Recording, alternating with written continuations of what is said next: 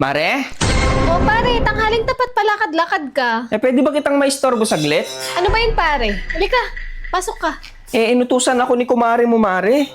May fill upan kasi nag-apply siya ng loan. Ngayon, panay English yung fill upan. Alam mo naman kami, hindi kami nakapagtapos ng elementary, kaya nilapitan kita, Mare. Sige pare, kuha ka ng upuan. Tignan ko nga pare, kunin mo yung upuan. Ay, madali lang to pare. Sige, kunin mo yan. Ikaw lang magsulat at pangit yung penmanship ko. Sige, Mare. O sige, tanungin mo na ako pare. Mare, region. Region, yan yung tinatanong kung Catholic ba kayo, o born again, o iglesia. Catholic, Mare. O, isulat mo dyan. Dali lang yan pare. Ganito yung spelling niya, Mare. Oo, tama yan pare. Extension, Mare. Extension, tinatanong yung mga extension nyo sa bahay kung ilan ba. Ay, 7, Mare. O, isulat mo 7. Street, Mare.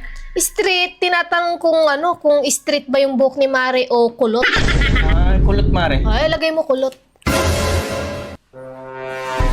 Dependence, Mare. Dependence. Ay, hindi. Skip mo na yan, pare, kasi depende sa'yo kung sasagutan mo, kaya dependence. Ay. Tin number, Mare. Tin number, isulat mo 11. 11? Oo, kasi ang susunod sa tin, 11.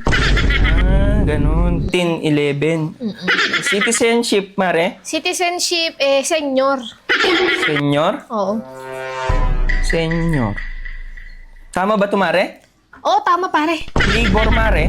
Ay, tinatanong kung nung nanganak si Mare kung normal ba o CS nung nag-labor. Ay, normal, Mare. Oo, sulat mo normal. Ma-approve na kayo dyan, pare. Hahatian nyo ba ako dyan, pare? Mare, huwag ka mag-alala. Basta ma-fill upan lang to ng maayos.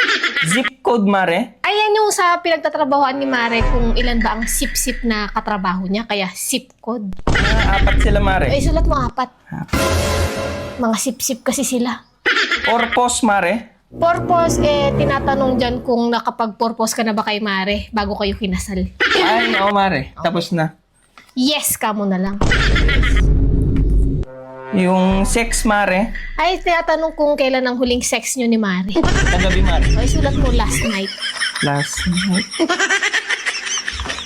Yun lang naman, Mare. Uy, lang pala pare. Sigurado ma-approve yan, pare. Sige, Mare. Salamat, ha? Pare, yung hati ko dyan ha, pag Oo, na-approve yung loan nyo ha. Oo, wag ka mag-alala. Salamat, Mare. Sige pare, walang anuman. English major ako eh.